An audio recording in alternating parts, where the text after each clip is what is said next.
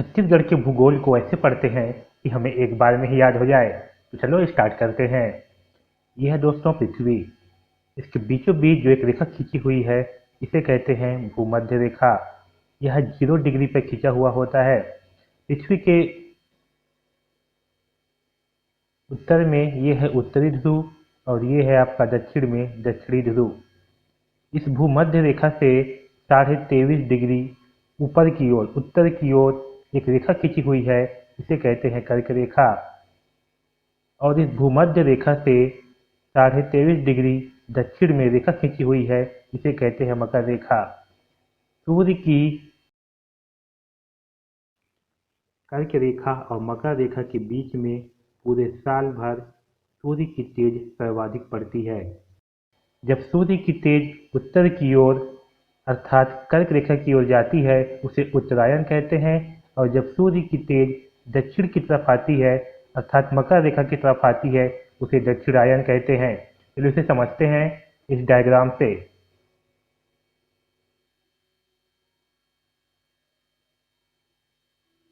सूर्य की तेज किस समय कहाँ पर तेज होती है, चलिए इसे समझते हैं इस डायग्राम से। जब पृथ्वी की स्थिति पूर्व में होती है तब सूर्य की तेज कर्क रेखा पर सर्वाधिक होता है। जब पृथ्वी की स्थिति उत्तर दिशा में होती है तब भूमध्य रेखा पर सूर्य की तेज सर्वाधिक होती है, और जब ये पश्चिम दिशा में आती है तब मकर रेखा पर सूर्य की तेज सर्वाधिक होती है, और जब ये दक्षिण दिशा में आती है तब भूमध्य रेखा पर सूर्य की तेज सर्वाधिक होती है। पूर्व में आने पर कर्क रेखा पर सूर्य की तेज सर्वाधिक होती है।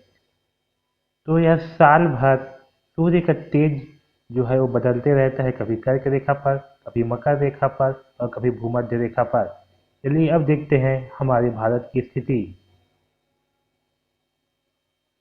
ये है भूमध्य रेखा, पृथ्वी के बीचों बीच में खींचा गया रेखा। यह 0 डिग्री पर है। पश्चिम से पूर्व दिशा में ये जो लाइनें खींची गई हैं इसे कहते हैं अक्षांशीय रेखाएं। अक्षांशीय रेखाएं भूमध्य रेखा से उत्तर की ओर 90 खींची गई है तथा भूमध्य रेखा से दक्षिण की ओर भी 90 रेखाएं खींची गई हैं। अक्षांशीय रेखाओं की कुल संख्या 180 है। भूमध्य रेखा से 0 से स्टार्ट होकर के यह ऊपर नॉर्थ पोल तक 90 डिग्री तक का है, और वैसे ही भूमध्य रेखा से दक्षिण की ओर 0 डिग्री से स्टार्ट होकर 90 डिग्री तक साउथ पोल तक 90 डिग्री तक है। उत्तर से दक्षिण की ओर जो रेखाएं खींची गई हैं इसे देशांतर रेखाएं कहते हैं। जो पृथ्वी के बीचों बीच एक रेखा खींची गई है ये है मध्य देशांतर रेखाएं। इस देशांतर रेखाओं से पूर्व की ओर 180 देशांतर रेखाएं तथा पश्चिम की ओर भी 180 देशांतर रेखाएं खींची गई है। अब देखते हैं भारत की स्थिति। भारत की स्थिति भूमध्य रेखा से उत्तर की ओर है तथा देशांतर रेखा से पूर्व की ओर है, अतः हम कह सकते हैं कि भारत की स्थिति उत्तर पूर्वी गोलार्ध में है। देखते हैं भारत में अक्षांशीय और देशांतर रेखाओं की स्थिति। भारत में उत्तरी अक्षांश 8 डिग्री 4 मिनट से 37 डिग्री 6 मिनट तक की है, और देशांतर रेखाएं 68 डिग्री 60 मिनट से 97 डिग्री 25 मिनट तक है।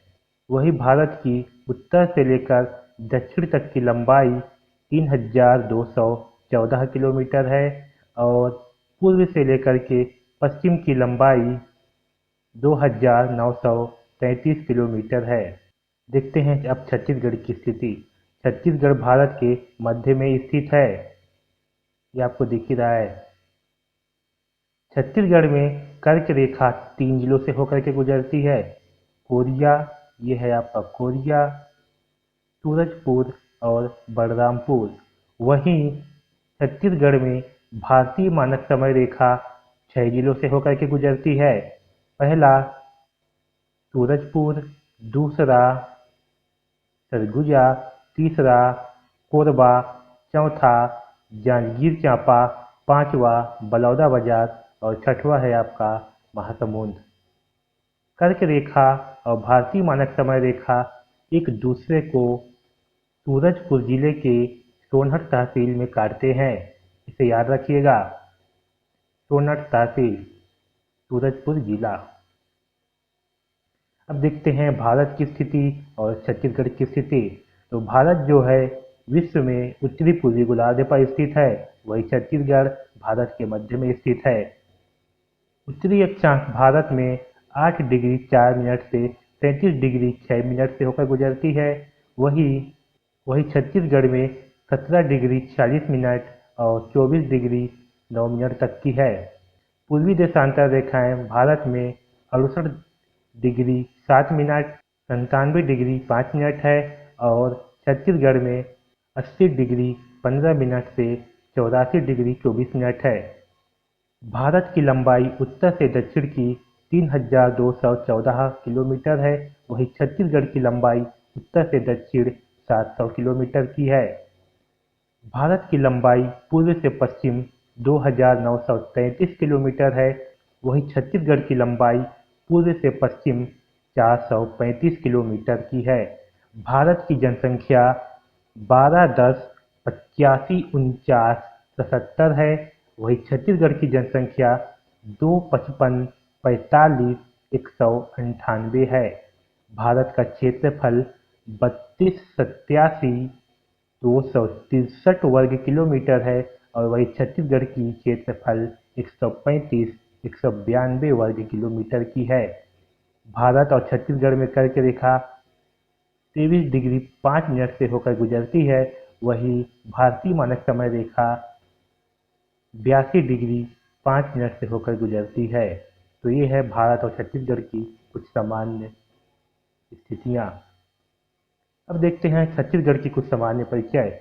छत्तीसगढ़ राज्य का गठन 1 नवंबर 2000 को किया गया। यह 9वीं पंचवर्षीय योजना थी जो 1997 से लेकर 2002 तक की थी। छत्तीसगढ़ राज्य का गठन मध्य प्रदेश पुनः गठन अधिनियम 2000 के तहत किया गया। इसे याद रखिए, ये बहुत ही इम्पोर्टेंट क्वेश्चन है। छत्तीसगढ़ का मातृ राज्य मध्य प्रदेश है, वही छत्तीसगढ़ मध्य प्रदेश से 44 वर्षों के पश्चात पृथक किया गया। भारत संघ में छत्तीसगढ़ राज्य का क्रम 26वां है। आपका 27वां राज्य उत्तराखंड है जो कि उत्तर प्रदेश से अलग हुआ और 28वां राज्य झारखंड है जो बिहार से अलग किया गया। वर्तमान में भारत में 28 राज्य हैं। इससे पहले भारत में 29 राज्य था। 5 अगस्त 2019 को जम्मू एंड कश्मीर राज्य को केंद्र शासित प्रदेश बनाया गया। अब देखते हैं छत्तीसगढ़ के मानचित्र का स्वरूप। छत्तीसगढ़ का मानचित्र समुद्री घोड़ा की तरह दिखता है। ये है दोस्तों समुद्री घोड़ा, ये बहुत ही खूबसूरत है। छत्तीसगढ़ का मानचित्र भी हमें समुद्री घोड़ा की तरह दिखाई देता है। इसका साइंटिफिक नेम, समुद्री घोड़ा का साइंटिफिक नेम हिप्पोकैम्पस है। दोस्तों बहुत से लोगों को कंफ्यूजन होता है हिप्पो और हिप्पोकैम्पस में, तो याद रखिए छत्तीसगढ़ का स्वरूप हिप्पोकैम्पस की तरह है, हिप्पो की तरह बिल्कुल नहीं है। हिप्पो दरियाई घोड़ा का साइंटिफिक नेम है, जो कि छत्तीसगढ़ का मानचित्र इसकी तरह बिल्कुल भी नहीं है।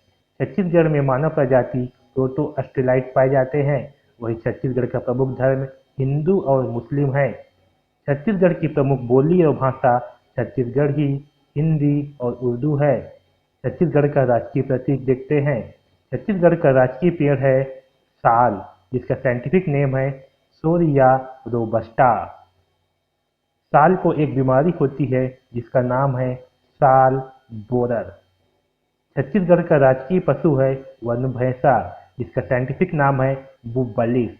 ये है दोस्तों वन भैंसा, छत्तीसगढ़ का राजकीय पशु। गैर बायसन भी भैंस की तरह ही दिखाई देता है, लेकिन यह छत्तीसगढ़ का राजकीय पशु नहीं है। बहुत से लोगों को इसमें कंफ्यूजन होता है, इसे ध्यान रखें। बाण भट्ट जो कि हर्षवर्धन के दरबारी कवि थे, उन्होंने वन भैंसा को साक्षात मृत्यु का प्रतीक बताया था। वन भैंसा का संरक्षण छत्तीसगढ़ के उदयंती जो कि गरियाबंद जिले में स्थित है और बीजापुर जिले में इंद्रावती और पामेर में संरक्षण किया जा रहा है। वन भैंसा को खतरा लीडर पेस्ट नामक बीमारी से होता है। इनकी वजह से इनकी मृत्यु हो जाती है। नर वन भैंसा को अरना कहते हैं तथा मादा वन भैंसा को अरनी कहा जाता है। छत्तीसगढ़ का राजकीय पक्षी पहाड़ी मैना है, जो कि मानव की आवाज का बखूबी सेम टू सेम नकल कर सकती है। पहाड़ी मैना विलुप्ति के कगार पर है। इसका संकेंद्रण कांगेर घाटी नेशनल पार्क में किया जा रहा है। ये है दोस्तों आपका पहाड़ी मैना राजकीय पक्षी। छत्तीसगढ़ का राजकीय प्रतीक ये है दोस्तों छत्तीसगढ़ का राजकीय प्रतीक। इसमें वृत्ताकार परिधि बनाया गया है, जो कि विकास की निरंतरता को प्रदर्शित करती है। साथ ही साथ इसमें 36 किले बनाए गए हैं, जो कि हरे रंग का है। यह प्रदर्शित करती है कि छत्तीसगढ़ वन संपदा की दृष्टि से संपन्न है। धान की बालियां धान की बालियां प्रदर्शित करती है कि छत्तीसगढ़ राज्य एक कृषि प्रधान राज्य है। यह सुनहरे रंग की है।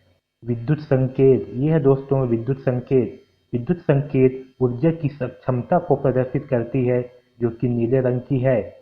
छत्तीसगढ़ को 2008 में 0 पॉइंट कट बिजली स्टेट घोषित किया गया था, जो कि बहुत ही अच्छी बात है।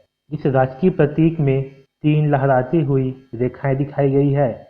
यह दोस्तों तिरंगा रंग में है। यह जल संसाधन और राष्ट्र के प्रति एकजुटता को प्रदर्शित करता है। छत्तीसगढ़ के राष्ट्रीय प्रतीक चिन्ह के मध्य में अशोक स्तंभ है। यह लाल रंग का है, जो राष्ट्र के प्रति सत्यनिष्ठा का प्रतीक है। दोस्तों छत्तीसगढ़ का प्रतीक वाक्य है गढ़बो नवा छत्तीसगढ़। अब देखते हैं छत्तीसगढ़ की कुछ और जानकारियां। दोस्तों छत्तीसगढ़ का कुल क्षेत्रफल है 194 वर्ग किलोमीटर, जो कि मध्य प्रदेश का 30.47% भूभाग है। वही भारत का 4.11% भूभाग है। क्षेत्रफल के आधार पर भारत में छत्तीसगढ़ का स्थान 10वां नंबर पे है। वही छत्तीसगढ़ के समान एरिया वाला एक देश है, जिसका नाम है यूनान। यूनान का सिकंदर आपको याद ही होगा। तो यूनान का क्षेत्रफल भी छत्तीसगढ़ के बराबर ही है। छत्तीसगढ़ का सबसे बड़ा जिला है राजनांदगांव, और छत्तीसगढ़ का सबसे छोटा जिला है दुर्ग जिला। छत्तीसगढ़ की जनसंख्या है 255-45-198। इसको मेरे जैसे ही याद करेंगे, सेम रिपीट करेंगे 255-45-198। भारत की जनसंख्या का 2.11% जनसंख्या छत्तीसगढ़ में निवास करती है। वही देश में जनसंख्या के हिसाब से छत्तीसगढ़ का स्थान 16वां नंबर पर है।